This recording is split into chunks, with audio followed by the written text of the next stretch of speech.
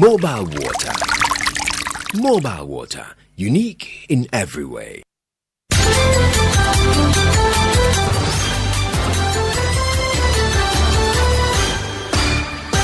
Hello, good afternoon. Welcome to the Midday News.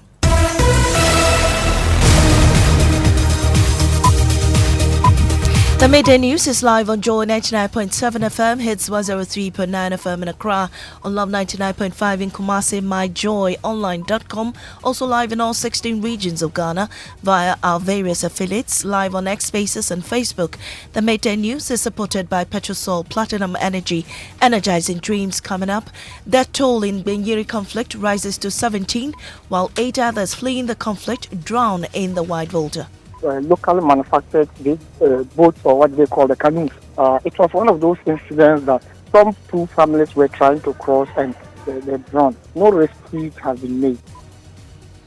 We'll bring you details as Speaker of Parliament joins calls for feuding factions to exercise restraint and cooperate with the security agencies. The cry of the women, the children, the crowd in the bush around the roadside was very pathetic. We are calling for peace. We are calling for a truce, for our people to be patient. We have details also this afternoon. Details from the government reveal an alarming rise in drug abuse at the country's universities, with over 50% of tertiary students consuming weed, toffees and biscuits, while the rest use cocaine and heroin. You'll be amazed to know that 12% of our university and tertiary students are abusing cocaine, and then 11% heroin. And so more or less our tertiary institutions are more like epicenters. Also this afternoon, Attorney General resumes prosecution of Mr. Dubois' case in 2 months as it reveals documents including Interpol stolen vehicle records, bank transfer details and witness statements are filed in court. We have details coming up shortly in sports. Asante Kotoko eye redemption against Bibiani Gold Stars in the Champion of Champions clash. And also, United Kingdom Home Office rejects the visa renewal appeal of a Ghanaian government scholarship beneficiary despite the payment of his tuition. This gentleman now, he's going to be an overstayer after 23:59 this night. So you can imagine the situation in which he finds himself. And still struggling to land a job, picking up a guitar might just be your next big break. Here's why. That we are running short of guitar players in Ghana. Oh, we are? Yes, there is a lot of job for you out there. Details of these and more coming up with me, Maame, Nyamekye, Thompson. Don't go away.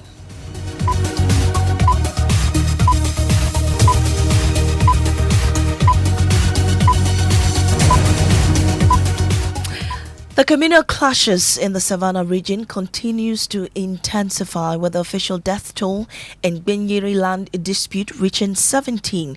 That's according to Sola Tuna Kalba District Security Council. Many residents are still seeking refuge in farmlands and temporary shelters. This has sparked renewed calls for the feuding factions to lay down their arms and embrace dialogue to resolve their differences. Some displaced persons say they continue to sleep in the open and are pleading for an end to the conflict. We just want the fighting to stop. They brought us here, but you can see there's nothing here for us. We sleep in the room. But when the place gets overly full, we have to end up sleeping outside here.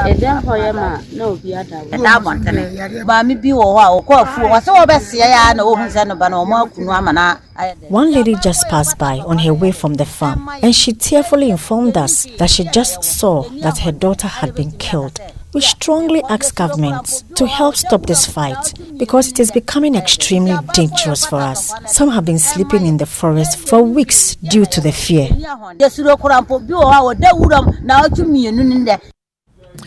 Well, the Speaker of Parliament, Alban Simon Babwing, is calling on the feuding factions to exercise restraint and cooperate with security agencies. My colleague James Aveji joins me in studio with details of the statement issued by the Speaker on his Facebook page a few hours ago. James, what is the Speaker saying?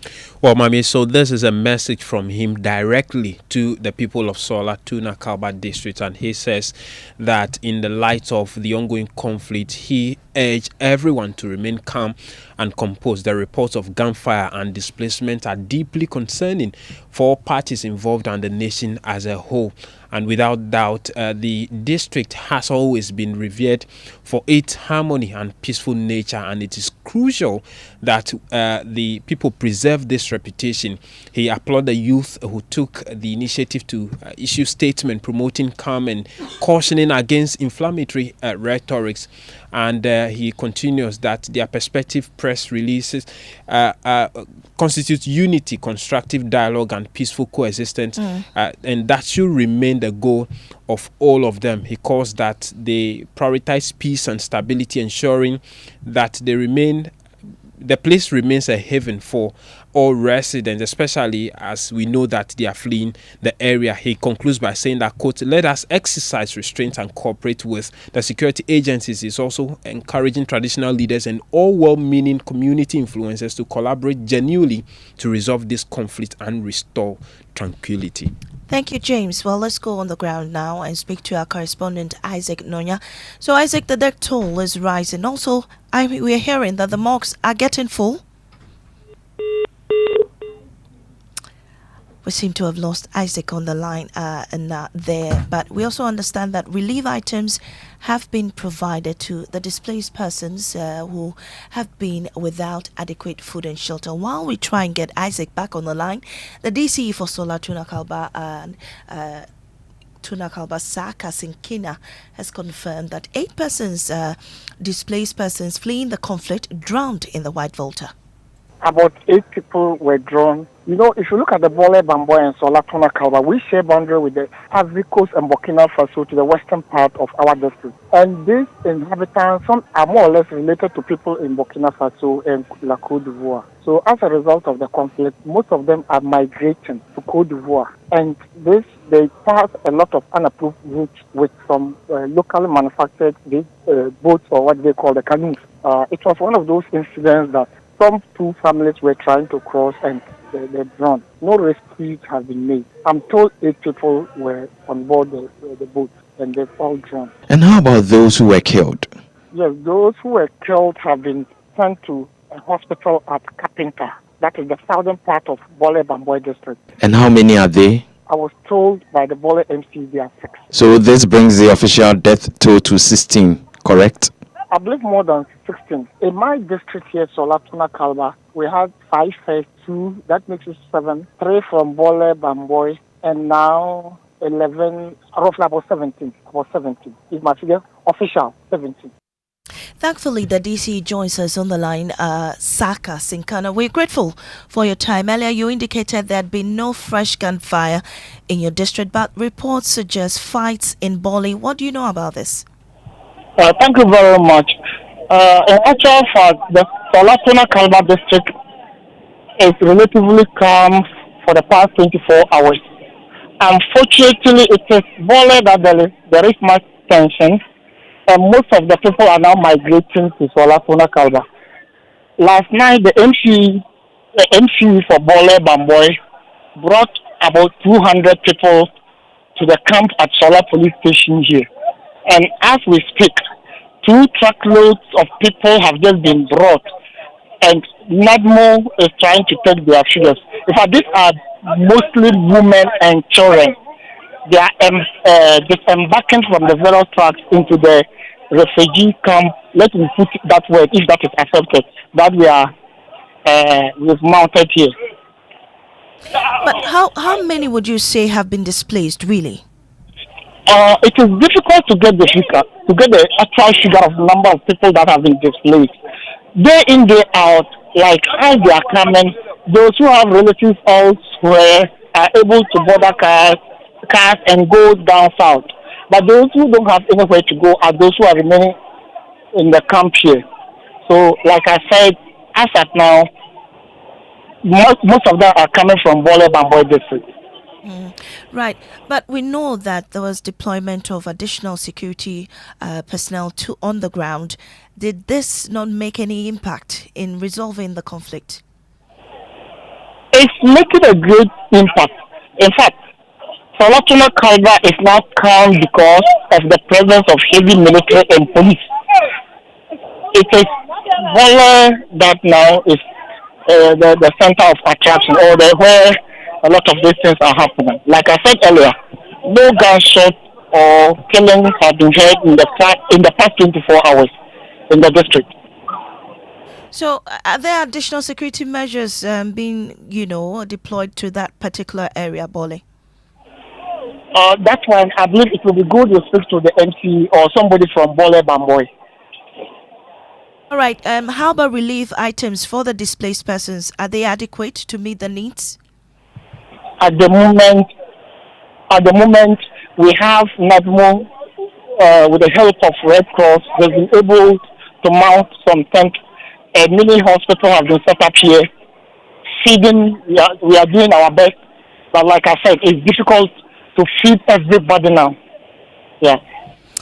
All right, we're grateful for your time, DC for Solar Kalbatuna Saka Sinkara there, speaking to us on the situation in the Savannah region. Moving on, startling revelations from government highlight an alarming rise in drug abuse on tertiary campuses in the country.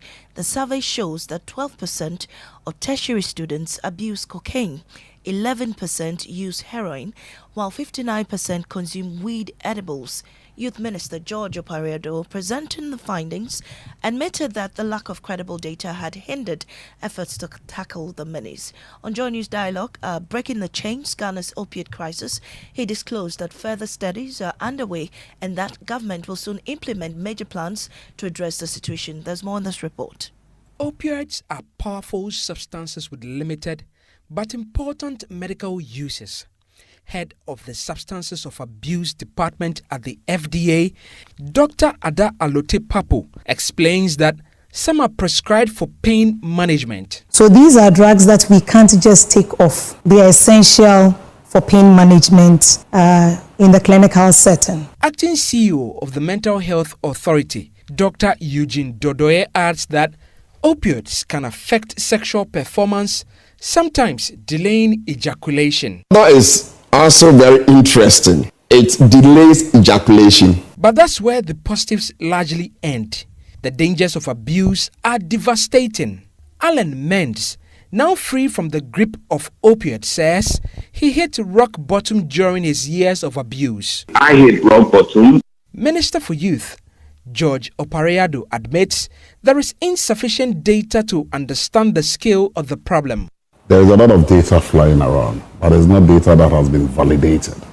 According to him, the preliminary results are staggering, with findings that, quote, will blow you out. On one, they call it weed edibles, 59%. And then the scary part is the shisha and hookah, that is 49%. Wow, almost half. Yes. Prescription drugs, 41%. That is where and these are tertiary institutions. Codeine, cough syrups, 23%. Inhalants, I hear there is something called balloons or something. The glue, the turpentine. 16%. Whoa. And then you'll be amazed to know that 12% of our university and tertiary students are abusing cocaine. And then 11% heroin. And so more or less our tertiary institutions are more like epicenters. CDD fellow Dr. Kwame Asiedu Sapon cautions that without urgent action, opioid abuse could escalate. Many will turn to stronger opioids like oxycodone. 10 years from now, if you tell me to predict, if we don't cut those trade routes, we'll be down the route of oxycodone. Wow. And that, for me, scares me. For Joy News, Michael Ashale. Well, let's go on the phone lines and engage incoming president for Pan-African Psychology Union, Dr. Collins Bedouin. We're grateful for your time. How do you react to these figures on tertiary campuses, especially? But I'm very worried. It's very worrying. I am happy the ministry has been able to get some data. Unfortunately, I don't have details of how the research was done, the breakdown of the various institutions, whether those in the southern side, middle belt, northern zone, whether the research covered private tertiary institutions or public institutions. Was it about one or two tertiary institutions that was done? What was the sample size? I wish I could have these details, but whatever it is, even if we have 1% of tertiary students abusing any of the drugs mentioned, is a big cause for worry. This is the youth that we want to nurture them, grow them, groom them, so they'll be able to support the building of our communities and the country as a whole. Right. And so if these youth are abusing these drugs, as indicated by the minister, and also by some other researchers such as Adongo et al. 2024 and all that, then we have a big problem on our hands. And if we don't take care, from where I sit also as a senior faculty in a tertiary institution, I think we may likely have a serious public health concern if we don't address this together. Well, from where you sit, I believe you interact with many of these youth. What is really pushing them and what's the impact on their education? What is pushing them could be many. The foremost I can talk about is, yes, technology may be good. The use of internet may have its own advantages. But now more than ever, the students are very much exposed. And that in itself introduces some risk in terms of their behavior and in terms of some behavioral addictions. I must also say parents are no longer parenting. Parents, in our time, majority of them have become providers of the needs and wants as far as the material needs and wants of their wards are concerned. And for me, is a big problem that we need to also address. That said, institutions do not have the right resources and then the number of professionals we need to be able to support the numbers that we have. I don't want to cite specific examples, but if you go to the wellness and counseling centers of tertiary institutions, it's deplorable. We don't have capacity, and I must say, government who is supposed to retool these agencies must take center stage. We must be intentional if it comes to molding the minds and behavior patterns of these youth. All right. Thank you so much, Dr. Collins Bedouajiman. He's the incoming president for Pan-African Psychology Union. Moving on, with barely 4 days to the Equatorial election, the race has taken a dramatic turn. Fresh polls by Global Info Analytics suggest the NDC has seized a late lead from the NPP, overturning what just 3 weeks ago appeared to be a comfortable advantage for the opposition party. According to the polls, the shift is driven by rising demands for development in the constituency, and Global Info Analytics say hopes of sympathy votes for the late NPP MP's party may not be enough to make a significant difference. My colleague Jason Day of our Data and Research Desk joins me in studio with details of the polls. Jason, what other reasons did the constituents give for their preference for the NDC? Well, Maame, aside the development projects that you mentioned, where the NDC is leading with, like, people think that 42% of people on the poll said that, they think that with the NDC there, it's development projects is their thing, right? But voters are also paying close attention to the economy, which comes in at 15%, right, followed by education at 13%, and then jobs, right, at 10%. And Galamsey think that those who think that is Galamsey is 8%. All right. But issues like party loyalty and sympathy votes were mentioned, but with much smaller influence. So per the poll, we see that what it means is that while infrastructure, that is development project, tops the list with 42%, other issues like economy and jobs are also playing a big role in voter sentiment, Maame. And very briefly, what electoral areas should we look out for, and what was their opinion in the polls? Well, focusing mainly on Akwetia, right? The poll shows a divided picture across 10 electoral areas there, where Bernard Baidu of the NDC is leading strongly in areas like Okumening with 55%, Kwame Nkrumah with 60%, Sakrawase with 69%, and Bodia West with 70%. But on the other hand, right, we see that Solomon Esumedu of the NPP is dominating in places like Saddam's with 60%, Epinamang with 58%, and Bodia East, with 50%. All right. So we see that NDC is dominating in 4 areas, while MPP is dominating in 3 areas. All right. But there are 3 remaining areas, and in these areas, we see that it's almost divided between the MPP and the NDC. And I'll give you an example, because the poll revealed that in New Wenchi, right, Esumedu of the MPP secured 49%,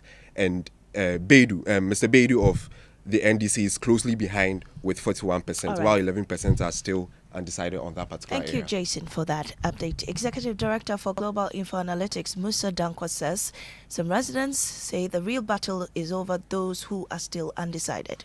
You look at the demography of the respondents in Akwetia in terms of educational level. You will notice that a good number of them, 28% of them have senior high qualification, and then 28 has or have tertiary. These 2 blocks put together accounts for 56% of voters in Akwetia. So their views really matter. Meanwhile, the NPP says the results from the polls is far from the reality. Jeff Konedo Addo is the NPP Eastern Regional Chairman. Well, I've read that, but I always say that these are opinion polls that done, and I don't agree to that. I disagree with that poll. Being on the ground for some time now here in the constituency, I have a different opinion, and I believe that at the end of the day, the NPP candidate Solomon Kwame Asumeju will carry the day. That is an empirical evidence that I have seen on the ground. Well, the NPP is dressed in black this afternoon as the family of the late MP Ernest Kumi holds the 40-day observance in Wenchi, Akwetia. Eastern Regional Correspondent Maxwell Kudeko has been monitoring this closely. Joins me on the phone lines with more details. Maxwell, heavy atmosphere at least for the family and the NPP. What's currently happening? Well, it's been a solemn but a charged atmosphere since last night. Yesterday, in the evening at Achimwenchi, the party and the family held a vigil for the late MP. And then this morning, they followed it up with the 40-day observation, that's the traditional first-day observation. It is believed that by the end of today's event, the family will announce the date for the funeral. There are a couple or so many MPP party bigwigs, including the minority caucus, former MCEs, former MPs, and then national executives of the party. And not too long ago, the 2024 flag bearer of the party and his running mate, Dr. Mahmoud Baumia and Dr. Matthew Poku Prempe, arrived at the scene. The former president, now Dankwa Akufo-Addo and some entourage, have also arrived on the scene. And that's Maxwell Kudoko giving us updates from the Eastern region. Well, let's come now to Greater Accra, where 8 men who unleashed violence during the Ablekuma North by-election have been convicted by the Accra Circuit Court. The group who brutally attacked former Minister Howard Thompson, 2 others, in an incident that went viral, and also some journalists also pleaded guilty and were swiftly sentenced just days after the trial opened.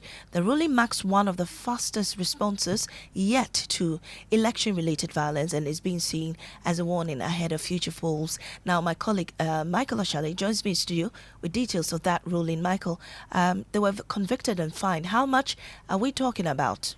Well, Maame, earlier this week, we know that the 8 men appeared in court, pleaded guilty, and were convicted on the spot while awaiting sentence, and that ruling has not been delivered.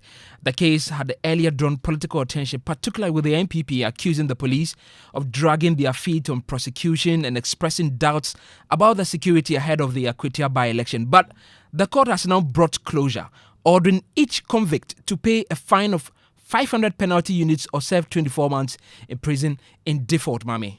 Thank you, Michael Ashali, for the update. You're still listening to the Midday News here on Joy 99.7 FM. We'll take a break, we return with sports. And also, Attorney General resumes prosecution of a Dubois case in 2 months as it reveals documents including Interpol stolen vehicle records, bank transfer details, and witness statements are filed in court.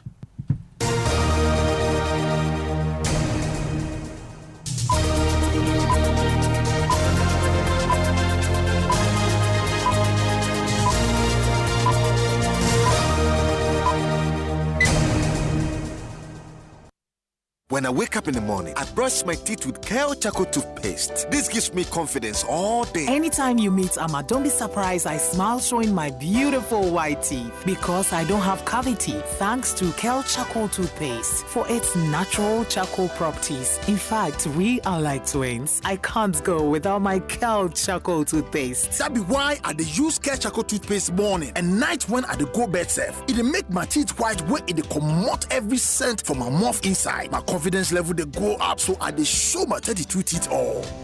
Introducing the Kale Charcoal toothpaste, formulated with activated bamboo charcoal powder, ensures whiter teeth and removes bad breath. The strong natural property of the activated bamboo charcoal removes bacteria, absorbs surface stains on our teeth caused by coffee, wines, and tobacco. Welcome, Kale Charcoal toothpaste. Kale Charcoal toothpaste, Sankofa Yenchi. Kale, happy smile. This advert is FDA approved.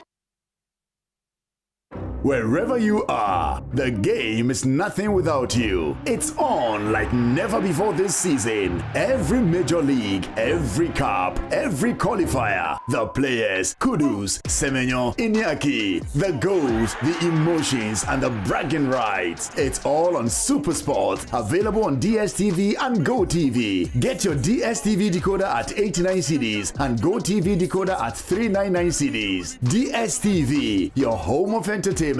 Go TV. Love it. Junior, your school bus will soon get here. Hurry up. Mommy, my head is aching me and I'm feeling cold. Honey, Junior's temperature is too high and he feels feverish. Oh, baby. So you didn't give him the Encamol paracetamol syrup that I gave you the last time? Oh, no, I forgot. Okay, you know what? It's not too late. Just give him Encamol and he'll be fine in no time. Encamol paracetamol syrup, a strawberry-flavored paracetamol syrup, and it's specially made for children aged 3 months to 12 years. It helps manage pain like headaches, teething pain, and fever. And guess what? Because of the strawberry flavor, the kids enjoy taking it.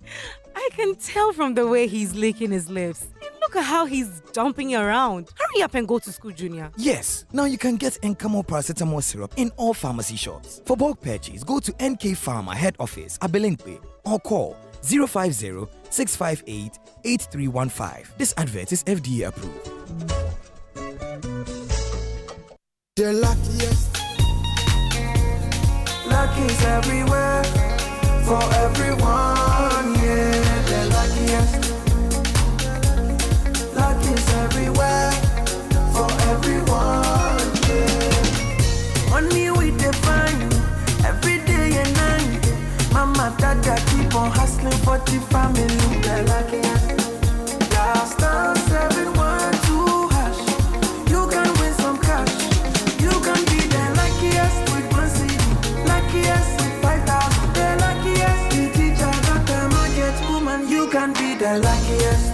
Oh, the luckiest. Luck is everywhere. For everyone. You can be the luckiest. The luckiest. Luck is everywhere. For everyone. Star 712 hash. Luck is everywhere. Luck is everywhere. Oh, tell me, are you feeling lucky? Because I'm feeling lucky. Because I'm feeling like the ultimate. That we go win. If I win, you win. You could be the luckiest.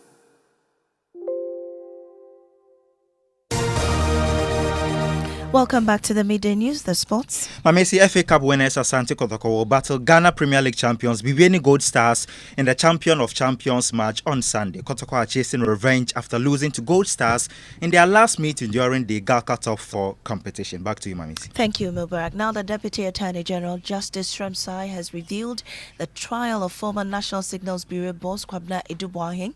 His wife and 2 others are currently on trial in connection with the alleged misappropriation of some 49.1 million Ghana cedis designated for a cybersecurity defense software project. Well, the Deputy AG has said the trial will resume in mid-October.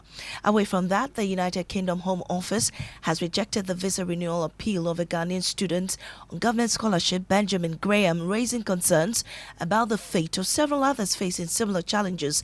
The student is said to have fulfilled his financial obligations, including payment of outstanding funding tuition fees, yet had his request for visa renewal turned down. And he's joining us from Some Clarity is the president of the Students' Union studying on government scholarship in the UK, Prince Komla Bansa. Prince, what does this then mean for the students and others? Well, thank you very much for having me. Yeah, so just as I've discussed with you guys earlier, basically, the school is insisting that not the school, but the Home Office has its own rules that is completely different from that of the institution. So even though the fees has been paid, it does appear like he will have to do the course, the rest of the course online because his visa has been cancelled and curtailed. So he's back to Ghana at the moment. So that's what is happening. But of course, the situation is widespread. Before Elton got back to me, I just got another letter from the Home Office from another student whose visa also has been cancelled. He's a PhD student. So I'm just examining the letter now. He's got a relatively a few weeks to stay around. So we hope that something positive happen. So, and this morning as well, I got a call from two ladies who said they are scared they will soon be served a letter because they could not submit the assignment. I think these are master students. So, thank you very much. And that's President of the Student Union studying on government scholarship, Prince Komla Banta. Well, quickly, let's do what's trending. Adobia Sari is in studio with me. Adobia, what are people talking about? Maame, the word akwaba is trending. You know, akwaba is tree for welcome. Yes. So there's been some issues. Some Ghanaians are raising concerns. They want, when you go to Kotoka International Airports, the word akwaba greets you. You know, it's an MTN sponsorship thing. But people are questioning why it's akwaba in the Garland. It's supposed to people are saying it's supposed to be Obake and all of that, and people are reacting to it. Some people agree to that, and others are saying it's unnecessary. So you have one comment here. Someone says Galamsey is still in the system, and you all are fighting over greetings. AJ says whether Akwaba, Obake, Wezo, etc. is still one Ghana. So that's what's trending. Yes, and I think they should have all those languages there at the airport. Well, that's how we end the midday news here on Joy 99.7 FM. I am Maame Nyamekye.